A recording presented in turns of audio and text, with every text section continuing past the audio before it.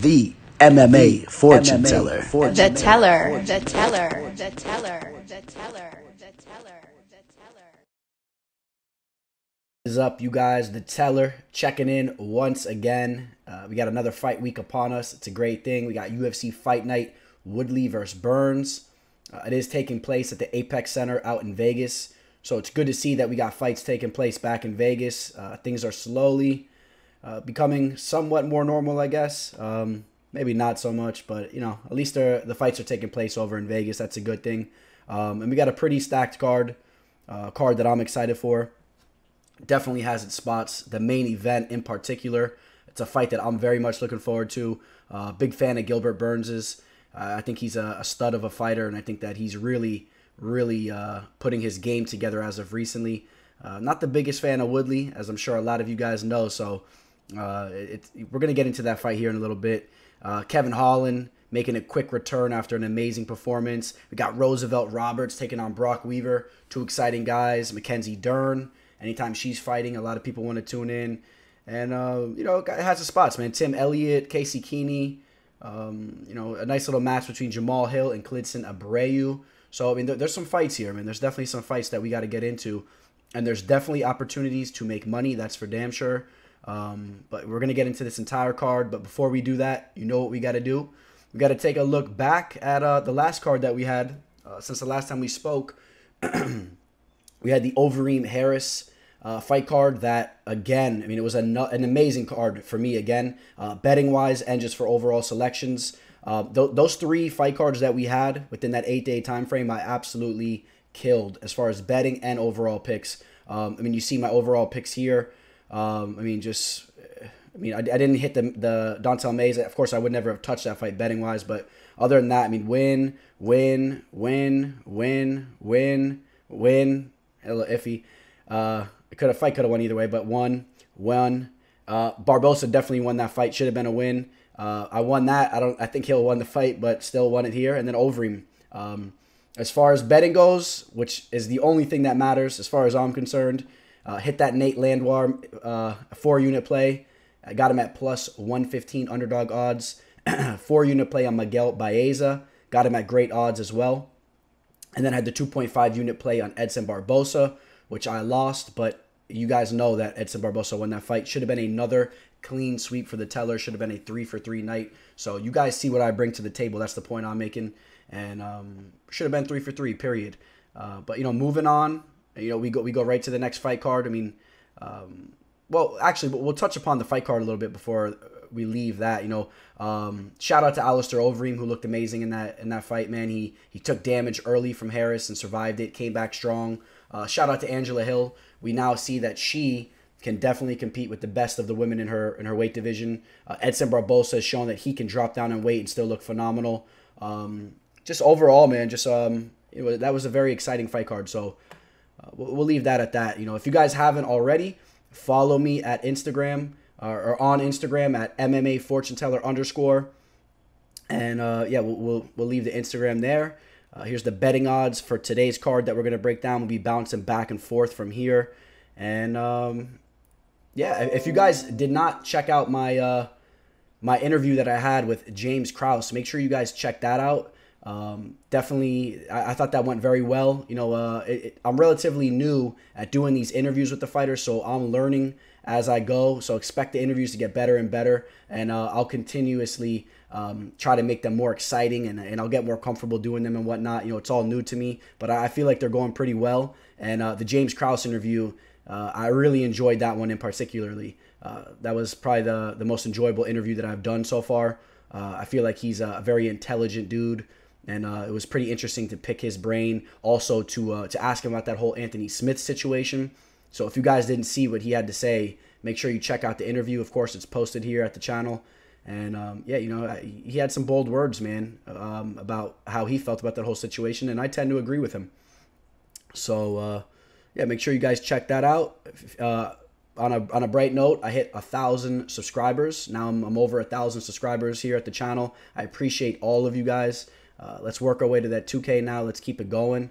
Appreciate all you guys. And yeah, I think with no further ado, it's time to get into the fight card. UFC fight night taking place at the UFC Apex Center. We got Tyron Woodley and Gilbert Burns, man, a hell of a main event. And in the first fight of the card, we got Vince Morales taking on Chris Gutierrez.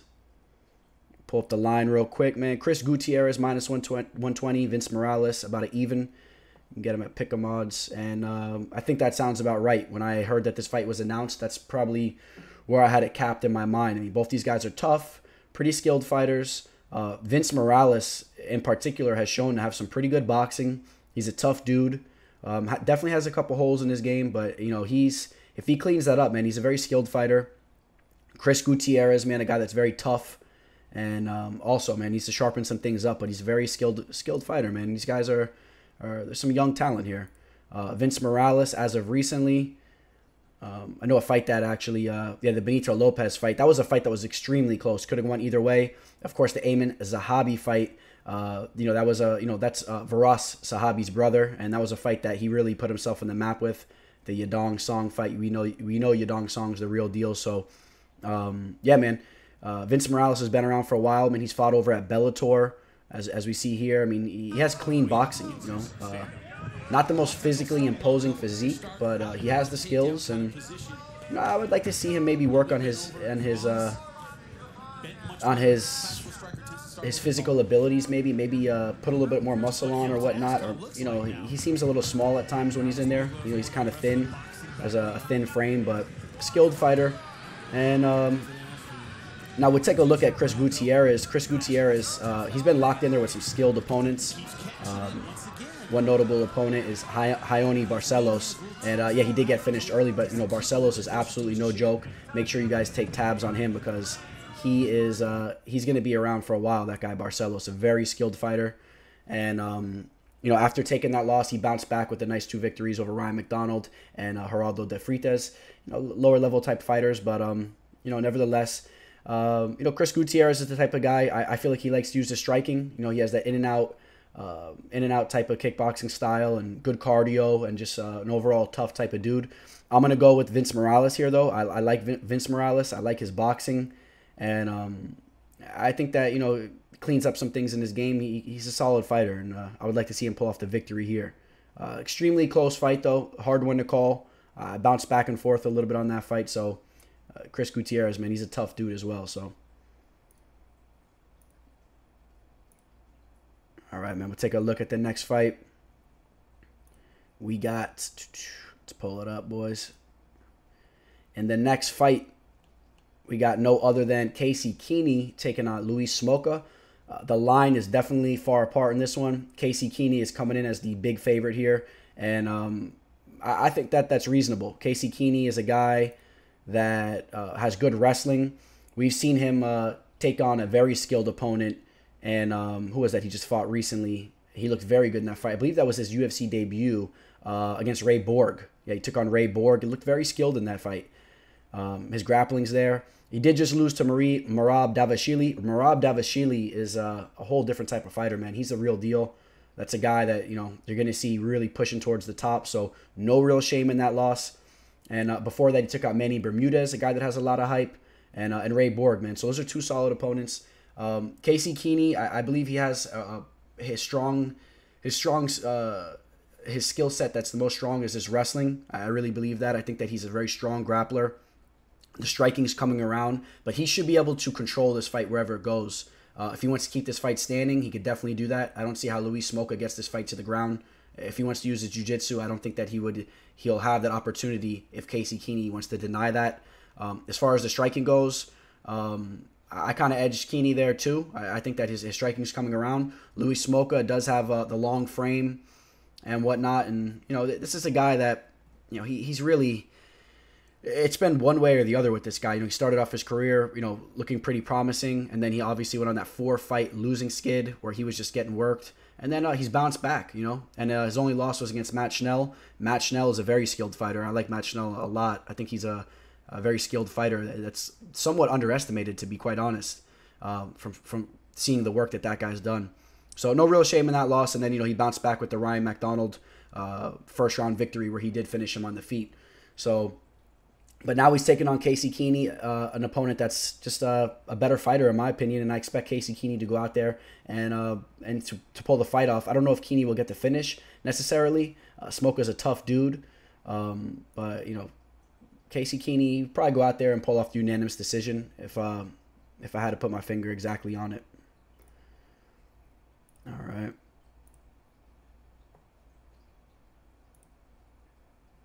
And we'll take a look at the next fight, sliding right through this card. We got Tim Elliott taking on Brandon Royval.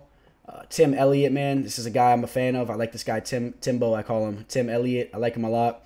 Talked to him a few times. He's already confirmed that he's willing to come on the show.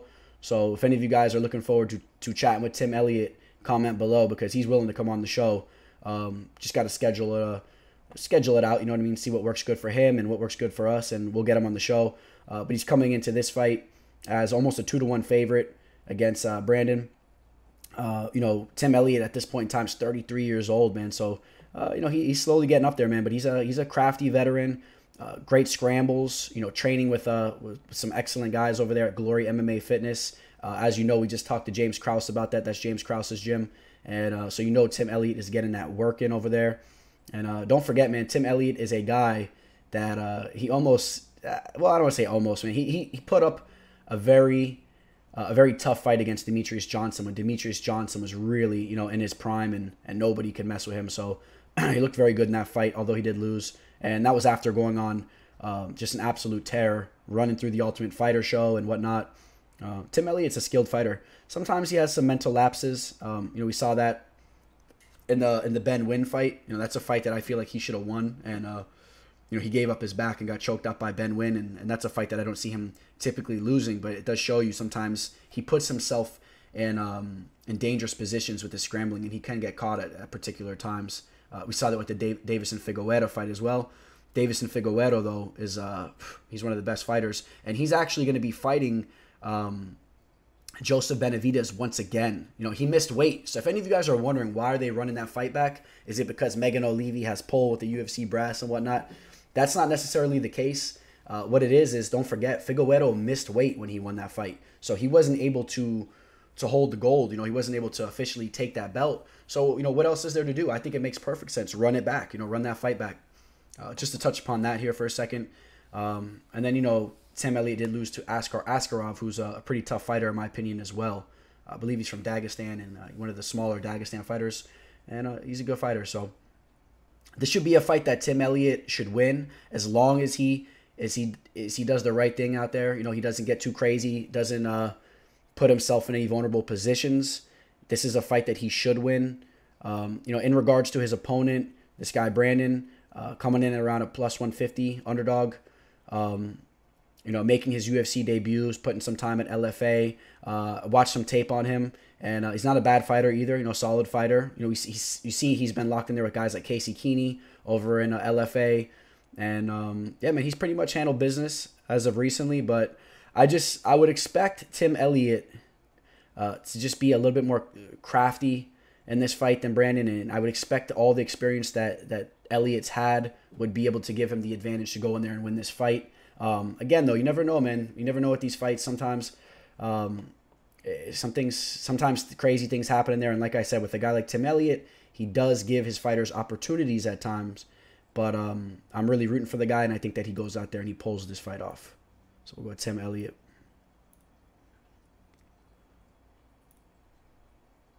Up next, we got a solid fight up next, man, too. And this is an underrated fight, man. Jamahal Hill taking on Klidson Abreu. These are two fighters that have shown a lot of promise. Very, very skilled fighters, both of these guys. Jamahal Hill, of course, for those of you guys that remember, made his debut on Dana White's Contender Series, got the victory. He's 7-0. He's undefeated. He's very tall. He has a big frame for the weight class, man. 6'4", 79-inch reach. I think that's why a lot of people are high on this guy right now, because he's very green. You know, he's only had 7 professional fights, and he's taken on a guy in Klidson Abreu, who's a very skilled fighter. His nickname is the Russian Terror because of the damage he's done to Russian fighters. And you guys know Russians can fight. So, but, you know, to go more in detail on Klidson Abreu, remember what he did to Sam Alvey you know, Sam Alvey, you can say what you want about him, and I've said some things about him, but I mean, you saw him in his last fight against Ryan Spawn, man. He's a very tough guy. He's not an easy guy to put out. You saw him eating shots from Spawn in that fight. Klidson Abreu went out there, and he tore Sam Alvey up. Threw some nasty leg kicks. Klidson Abreu is not a joke. Although he is coming off a tough loss against Shamil, the Dagestani fighter. That was a tough fight, split decision fight, but very skilled fighter. Magomed Ankalaev, that's a guy that's working his way up towards fighting for the belt. So when I say, like, no real shame in that loss, in particular, this fight right here, no shame in that loss at all. Magomed is the real deal. So the point being is Klidson Abreu is a very skilled fighter. I like his striking. His jiu-jitsu is not bad. This fight, just about a pick 'em. Klidson Abreu is the slight underdog.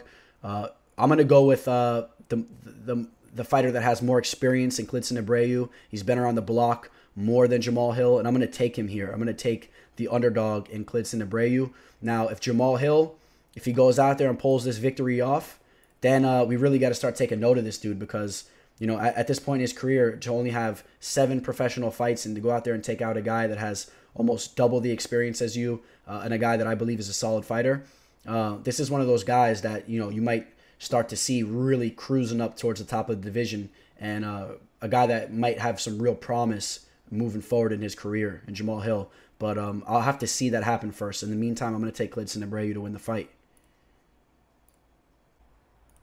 We got a sleeper fight here, and Billy Quarantillo taking on Spike Carlyle. Both of these guys are very skilled, underestimated opponents. Mark my word on that. We saw it with Spike Carlyle in his UFC debut. This guy goes by the nickname of the Alpha Ginger, and people were sleeping on him. I guess they didn't like the color of his hair or something, or maybe it was the fact that Alon Cruz has really shown to have some promise behind him. That guy seems like a very skilled up-and-comer. But Spike Carlyle wasn't having none of that, man. He went out there, dismantled Alon Cruz, took him out in the first round, and has been looking good. You know, he had that one setback over here, a split decision loss, back over at CXF. And other than that, man, this guy has just been doing his thing. So, you know, this guy is very much in shape, and he looks to be very skilled. I like what I've seen from him on tape. Good striking. Seems to be very well-rounded. And then you take a look at his opponent, and Billy.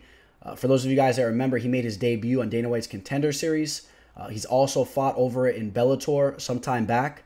So, I mean, this guy, if you remember his story, if you guys heard interviews with him and whatnot, this guy has just been grinding from the beginning, has never hesitated as far as just continuously pushing just to be the best fighter that he can be.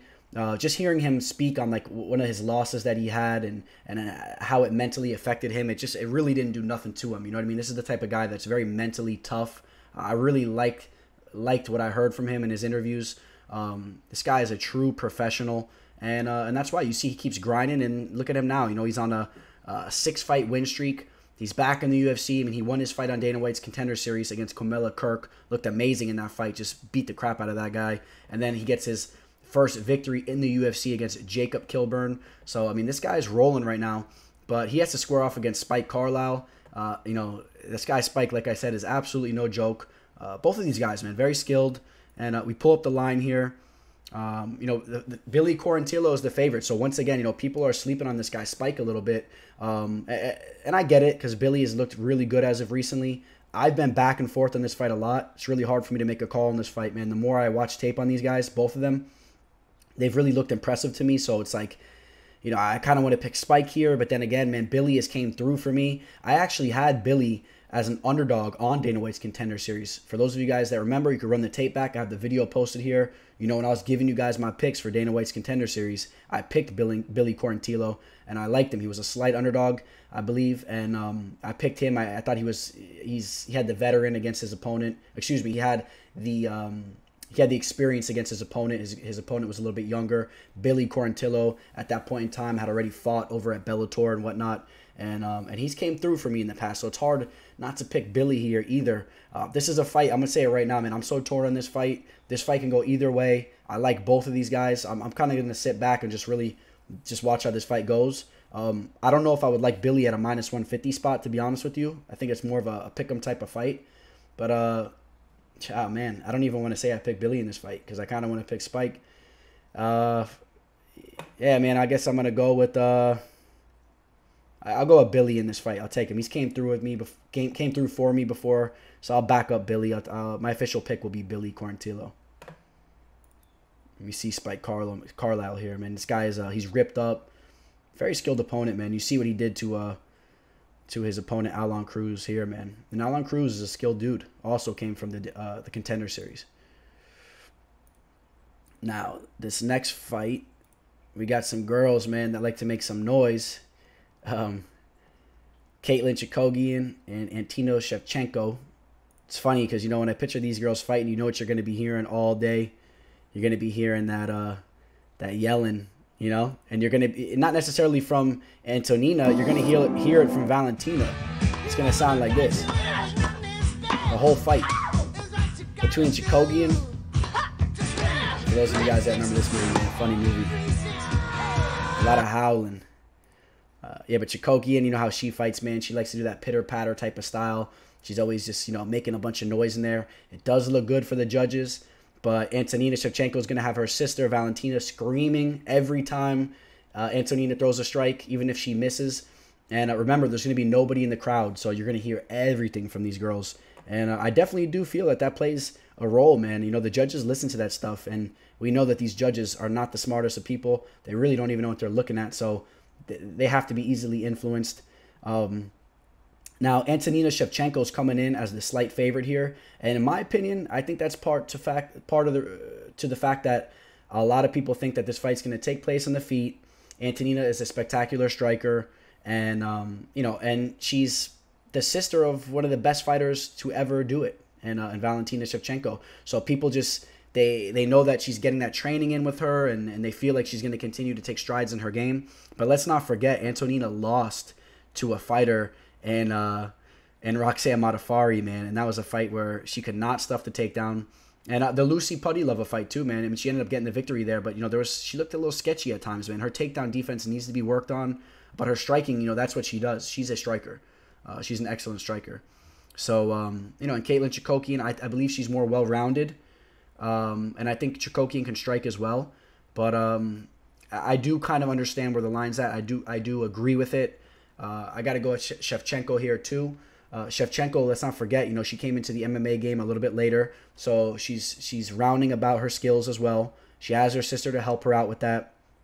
And as I said, I expect this fight to probably take place on the feet, probably almost the entire fight.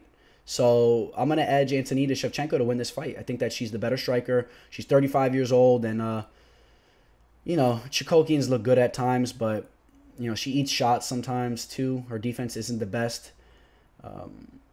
That's right. She just got beat down by Valentina Shevchenko. Got finished in that fight.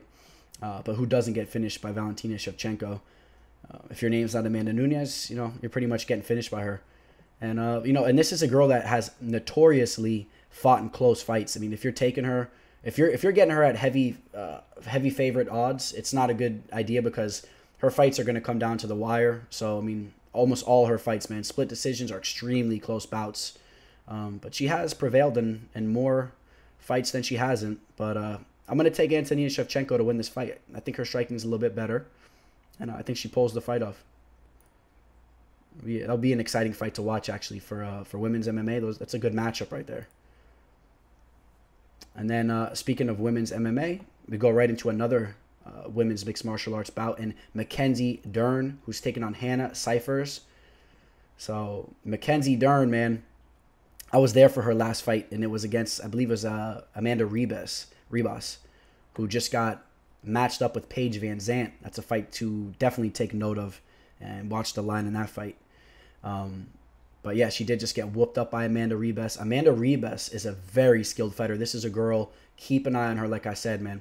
Mackenzie Dern is absolutely no slouch. So to see what Ribas did to her really shows her skill set. But back to Mackenzie Dern. You know, Mackenzie Dern was going out there and handling everybody until she hit that row bump. And now she's fighting a girl in Hannah Cifers. You know, she's very quiet. She's very timid, but she's muscular too, man. She's an interesting fighter.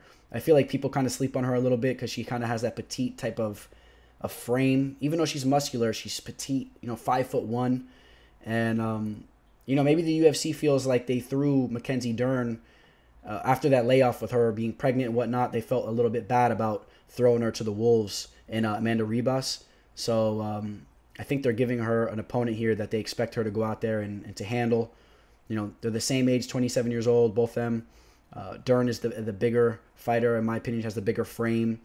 Definitely has the jiu-jitsu behind her. Mackenzie Dern's going to pretty much have the jiu-jitsu behind her, almost compared to any of her opponents. I don't think there's any women in the UFC that really have the level of BJJ as her. I mean, this girl's been training BJJ since she was a little kid, as you guys see.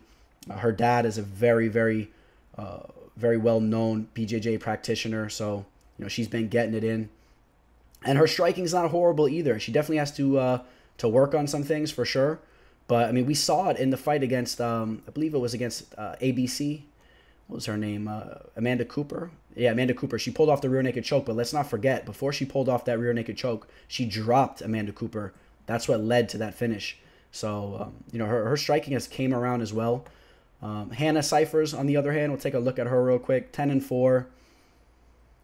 Coming off a loss to Angela Hill, and Angela Hill has been looking good. And then she had those 2 victories against Jody Escobar, Polyana Viana. You know, the way that this girl fights, Hannah Cifers, she's strong. She has decent takedown defense. You know, she kind of uses her muscles and her strength to keep the fight standing. Her technique is okay. Doesn't have a lot of volume, but the technique's not horrible. You know, she gets her strikes out there. She could land here and there. Now, as far as the line goes, if you're touching Mackenzie Dern at -400, I mean, I don't know. I don't feel comfortable doing it after the performance that she just had. I definitely expect Mackenzie Dern to go out there and pull the fight off. Don't get me wrong. That's what's supposed to happen here, and there's no question about it. But -400, I mean, I guess you can mix it in a parlay. You know, if you feel so confident that she's just going to go out there and she's just going to dominate this fight. But don't be super surprised if Hannah Cifers spoils the party. Although I would be pretty surprised. I don't know about super surprised. But I'll go with Mackenzie Dern to pull that fight off. I mean, you got to pick Mackenzie Dern there. If anybody's picking Hannah Cifers, comment below. Comment below now and get that documented so we all know that you had Hannah Cifers. And after, or if she wins, we'll get you a trophy and all that. We'll do a big shout out for you. All right, so this next fight is a fight that I'm excited for sure. I'm actually going to try to get both of these guys on the show, man. I'm going to be reaching out to both of these guys. Roosevelt Roberts, that's a guy that I met. Actually, you know, yeah, I wasn't pulling up, but, you know, I'll just tell you guys. I met Roosevelt Roberts, man. It was actually at the weigh-ins for, there was that fight card where, I believe it was Jacare Souza. Or no, it was, slipping my mind right now. I know Mike Perry fought in the card. It was a South Florida card that was down here. Roosevelt Roberts, he fought. I'll pull it up real quick. Actually, I'll pull the whole card up for you guys real quick. But I met him after the weigh-ins. He was chilling outside the arena, just chilling with his girl. I guess he has a kid too and whatnot. They were walking around with the stroller, man. Super cool dude. Got a picture with him. I talked to him a little bit. He was actually one of my plays, I believe. No, I don't know if he was an official play, actually. I think I'm thinking of a different fight.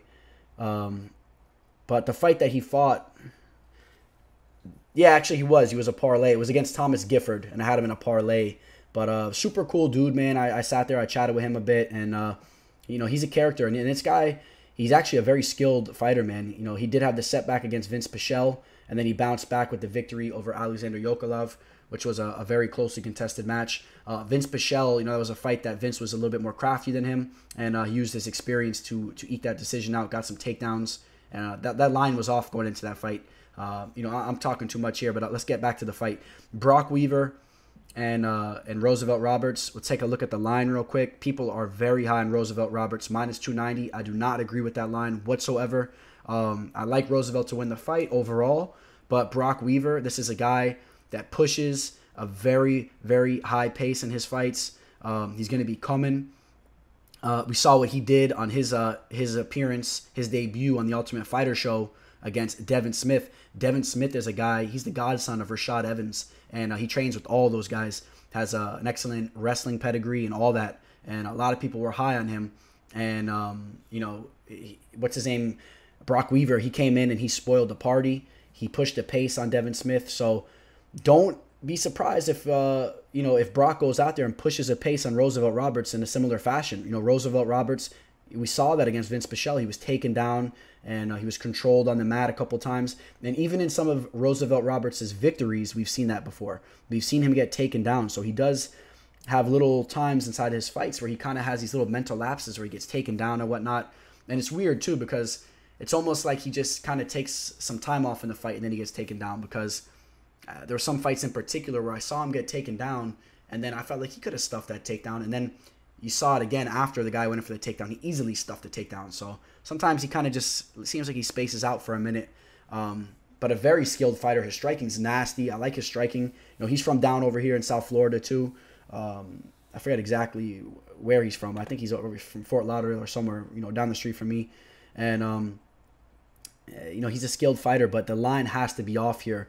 Brok Weaver, like I said, pushes a pace, and he could definitely spoil the party. As far as a value pick on the card, Brok Weaver is a value pick. But that being said, I think that Roosevelt Roberts is the more skilled striker, and I think that Roosevelt Roberts is going to pull this fight off, man. You know, Brok Weaver, man, what an interesting dude, man. The native too. I definitely want to get this guy in the show, man. He brings a very entertaining energy when he talks, and I've seen a couple people interview him, and it's a shame. You know, back to what I was talking about you know, me doing the interviews that I started doing.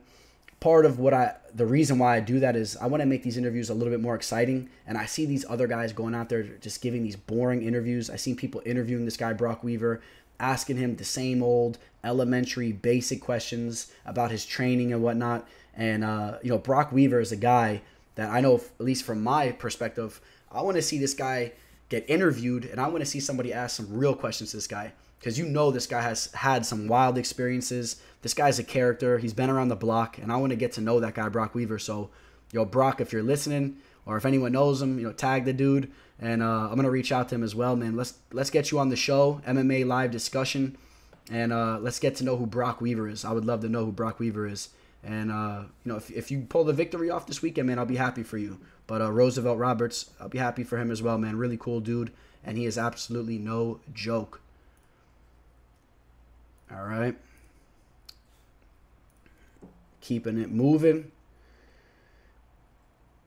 Getting right to the top 3 fights of the card, man. Kevin Holland. How about Kevin Holland, man? Taking this fight on what? A week or 2 weeks notice? I mean, it's crazy. He just fought. Looked amazing in that fight. Got the early finish. I mean, first round finish against a guy and Anthony Hernandez, who's a decent fighter. Definitely, Anthony Hernandez can get dropped and finished. Even in some of his victories, we saw him get dropped, but he has some defensive flaws. But nevertheless, the way that Kevin Holland went out there and took him out, this guy is a very skilled fighter. His striking's nasty. His jiu-jitsu's nasty. And only 27 years old. We've already seen this guy lock horns with some big fighters, man. You know, he's fought guys like Gerald Mearshart, Thiago Santos. That was a fight I believe he might have taken on short notice as well. Up a weight class too in the light heavyweight division, and he got bullied by Santos. But he showed how tough he was in that fight, and then he bounced back with victory after victory, man. Taking out John Phillips, Gerald Mearshart, Alessio De Chirico, the skilled Italian fighter. He did lose to Brendan Allen. I had Brendan Allen in that fight as well. Brendan Allen's the real deal. And then he bounced back with the victory over Anthony Hernandez. Now he's taking on Daniel Rodriguez. This guy is no joke. This is a skilled opponent. In my opinion, this is a more skilled opponent than Anthony Hernandez. So I don't know if I necessarily see this fight going down the way we just saw his last fight going down. This guy, D-Rod, this guy could fight, man. You know, he took out Tim Means, got that standing guillotine. Tim Means is no joke. And he's been just, you know, doing his thing, man. You know, he's on a nice 7-fight win streak. We'll take a look at the line. Kevin Holland, about a 2-1 favorite, as expected, you know, coming off the performance that he just had. And, you know, I'm definitely going to pick Kevin Holland to win this fight. It'd be hard to pick against him right now, you know, with the momentum that he has and as good as he's been looking. But Daniel Rodriguez, don't sleep on him. He's going to show up. This isn't going to be, in my opinion, it's not going to be... I mean, it could be. Kevin Holland could get a finish in this fight early, but I don't expect Daniel Rodriguez to just collapse like Hernandez did. Don't expect that. Daniel Rodriguez is a little bit more of a tough opponent, I feel like. Now, don't get it twisted. If you get hit to the body like that, you know, if you get hit in the right spot, you're going to get dropped. But don't expect it to be a walk in the park for Kevin Holland. I'm going to go with Kevin Holland to win the fight. Like I said, man, I really like what I've seen from this guy. And let's not forget, as good as Kevin Holland's striking has looked, this is a guy that really has a BJJ background. This guy is a jiu-jitsu practitioner, man. Training with Travis Lutter, his head coach, Travis Lutter. For those of you guys that remember Travis Lutter, this is a guy that he's been around the block for a long time. An ex-UFC fighter who's been locked in there with the best of them. Shout out to Travis Lutter, man, an OG in the game. And this is the type of people that have been, molding and crafting Kevin Holland. So, the Trailblazer is no joke. But and I'm gonna go with Kevin Holland to win that fight, and I think that's gonna be a very good fight, very entertaining fight. All right, and the next fight, we got Blagoy Ivanov. Blagoy Ivanov, this is a guy, for those of you that don't know, man, this guy was one of the first, if not the first, to take out Fedor Emelianenko in Sambo. And I just talked with Alexei Oleinik about the Sambo fights. Alexei Oleinik said he took on Fedor as well, and nobody can mess with Fedor. Matter of fact, Alexei was proud that he went to decision against Fedor. But I'll tell you a guy that didn't just go to decision with Fedor, a guy that actually defeated Fedor, Blagoy Ivanov. Here he is here, man, the Bulgarian fighter. An extremely tough dude. This is a guy, man, that's been at bar fights. I don't know if you guys ever heard that story as well, man. He was in a bar fight. He got stabbed and lost a bunch of weight. He was on life support. But, he survived through all that, and he made a return to fighting. And now he's fighting Augusto Sakai. Augusto Sakai, the Brazilian fighter, has good power in his hands. We know about his finishing power. Cardio is not the best. Blagoy Ivanov is a guy, like I said, the grappling's there, the striking's there as well. He's notoriously been known for pulling off upsets. People sleep on him, and he comes through. He's coming off a tough loss against Derek Lewis, and that was a fight that could have gone either way. I kind of thought he won that fight, but he lost a split decision. And before that, took out Tai Tuivasa. He was an underdog there. Ben Rothwell fight, that was a close fight. But this guy's a skilled dude, man. He's a very skilled dude. And, we take a look at the line here. About to pick him. Makes sense, Augusto Sakai, like I said, though, man, I've seen this guy kind of gas a little bit at times. I feel like, if he doesn't get that early finish, which I really don't expect because Blagoy doesn't get finished, when this fight hits the later rounds, if Ivanov pushes the pace a little bit, he can get some nice takedowns and maybe seal off some rounds. I'm going to go with Blagoy to win this fight. It's an extremely close match. And, Augusto Sakai, I don't expect Sakai to get the knockout. And that's really what he's been known to do. He has power. He uses his striking to really impose his will on a lot of the fighters he fights. And I think Blagoy is going to eat a lot of those strikes, and it's not going to really phase him that much. You see he's coming off a nice knockout against Marcin Tybura.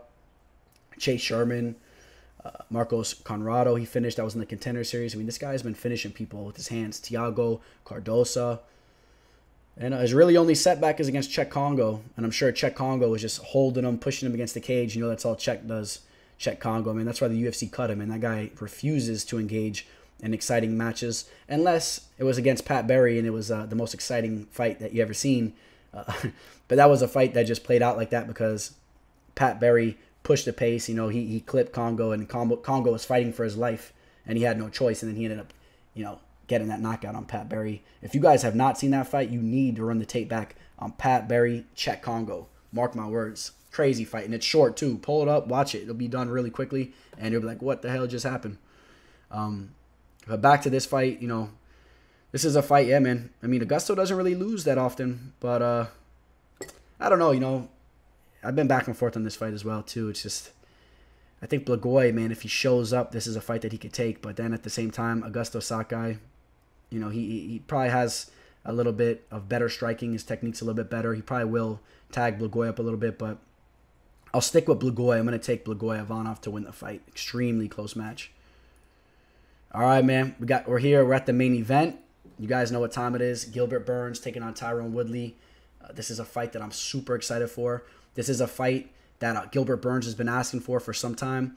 Woodley was trying to hide from this fight for a long time. He didn't want it, and he was forced to take this fight because he has no other options. And if he really wants to continue with his career, he's getting old. He needs to take a fight. The other fights that he wanted, they're not going to happen. And now he has to take on the young gun and Burns, who's nasty, who I think at heart Woodley knows this is a very dangerous fight for him. I'm going to get into it right here, man. Gilbert Burns coming off just one outstanding performance from another. This guy has been putting in work. He just knocked out Damian Maia. 18-3. This guy has a BJJ background. That's really his base, man. It's his jiu-jitsu, but his striking has came around so much. You know, training with Henry Hooft, you're always going to hear me bark about Henry Hooft. I think he's, if not the best MMA striking coach in the game. Henry Hooft is nasty, and obviously you see Gilbert Burns, his striking has really came around. In my opinion, now he's one of the best strikers in the division. You know, he's nasty, man. He's in and out. He's quick. He's athletic. You take a guy like Gilbert Burns that has that athletic type of style, and then you have Henry Hooft to groom him. It's ferocious. You see the way he works the leg kicks. He goes in and out, man. He uses his boxing. He knocks dudes out. And we saw that against Damian Maia. And, you know, looked good in the Gunnar Nelson fight. Pulled off the upset. Looked good against Alexei Konchenko. Really was whooping up Alexei in the first 2 rounds. Kind of slowed down a little bit in the later round. And if I could say one flaw about Burns, I would say that he does tend to gas a little bit. You know, his cardio, it doesn't look that good at the end of some of his fights. Then again, some of those fights I'm referring to, he did take on short notice. So, you know, you got to pay attention to that as well. I believe that Alexei Konchenko fight he took on short notice. And Alexei's a tough dude. But, you know, you want to make sure that Burns' cardio is up to par. This is a 5-round fight. Woodley has had problems with his cardio as well, in my opinion, which is why you see him a lot of times. He doesn't like to push a high pace in his fights. He kind of takes his time in there. And, you know, he's a more muscle-bound type of guy, and I think he doesn't like to put a lot of volume out in his fights because he has problems with his cardio too. But Woodley is a true professional. You know, he knows what he's doing in there. Woodley, got to give the edge to Woodley as far as the wrestling goes. You know, if he gets those takedowns, what good are those takedowns going to be if you're jumping into a guy like Gilbert Burns' guard? You know, especially if Woodley gets tired in there, man, Burns can pull off a sub on him, maybe slap on a triangle or a guillotine or some nasty type of submission. As they both, you know, start to get tired in there, it's a 5-round grueling fight, and all of a sudden Burns pulls off the submission. Would not be surprised in the least bit. As far as the fight taking place on the feet, I think that I give the edge to Burns in the striking matchup as well. I think that Woodley probably has more power. He definitely has that one-shot power behind him. But I think Gilbert Burns is more fluid on the feet. I think that the longer the fight goes on, if nobody's getting that one-shot knockout, I give the edge to Burns as far as his fluidity with the striking. I could see him hitting the leg kicks, you know, throwing in the nice straights, just jabbing him up. Yeah, and overall, man, I'm telling you right now, I'm picking Burns to win this fight. He's a plus 160 underdog right now. And, you know, this is another thing, too. I remember back in the day, I would have a card or two where I would tend to have a lot of favorites, and you always got these little trolls out there. They're like, oh, all you do is pick favorites. You know, for those of you guys that really know what I'm about, you guys know that it ain't just about picking favorites, man. I'm always picking dogs. I pick who I think is going to win the fight. I don't care about the odds. I like to look at the odds after I make my decision who's going to win the fight, and then I'll take a look at the odds. You could never look at the odds to make your decision.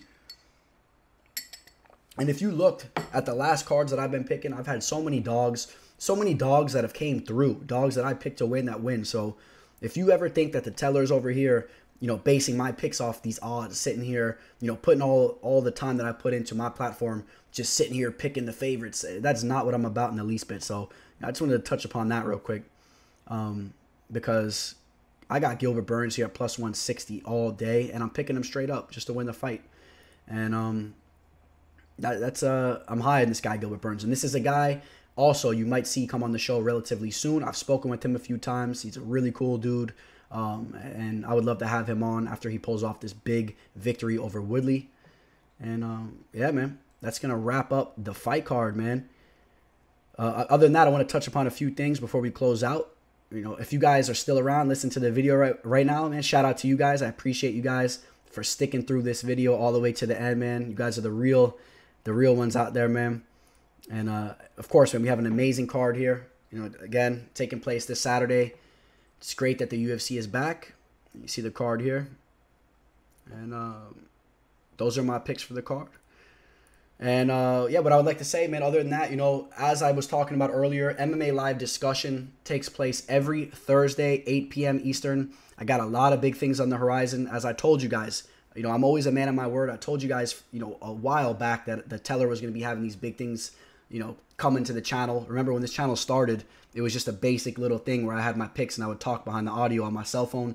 Got the little setup now. I'm going to even grow from here. This is nothing. I'm going to continue to grow. I've been talking with some big people, man, some people that are up there, and only expect bigger and bigger things over here. I appreciate all you guys that tune in, not only for my fight picks that you guys are listening to here, but tuning in to my MMA live discussion show that takes place every Thursday, 8 p.m. Eastern.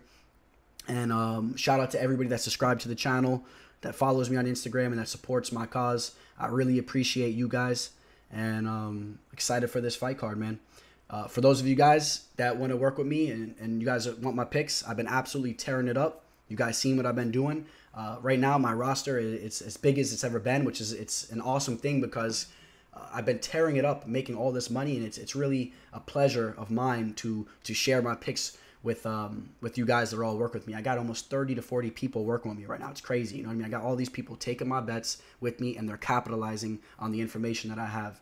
And it makes me happy, man, to see these people sending me pictures of their bet slips, cashing in thousands of dollars, man. Some of these guys. So whether you're the big shark or you're a small fish, depending on what you bet, it's still worth your time, man, to reach out to me, because I can make you on one card. I can make you the amount of money it costs to sign up for me for a couple months. I can make it in one fight, 2 fights, if you trust me. Sometimes I have these fights that I'm extremely positive in, and I'm going to tell you, go in on this fight, and that's what it's about. And I sit here and I give you guys, all my picks for these entire cards, but it's not about that.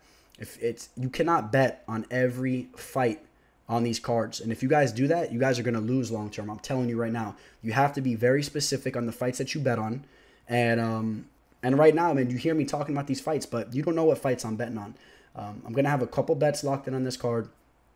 Probably right now it's looking around 2 to 3 plays. It might change up, but it's looking about 2 to 3 plays, maybe 4 plays. And I'm going to make it another profitable event. And shoot me a DM on Instagram. Reach out to me through my email at mmafortuneteller@gmail.com. Preferably reach out to me on Instagram. I do check that more often. And that's about it, man. And on that note, I'm going to go enjoy the rest of this beautiful day here in South Florida. Everybody stay safe out there, and enjoy the fight Saturday. Maybe I'll do a live video once again like I do for the fights. Check me out on Instagram. Maybe I'll do an Instagram live video, or maybe I'll even do a YouTube live video. Comment below what's better for you guys, and comment below who you guys are picking for this fights. Please like the video and all that. And on that note, signing out, the Teller.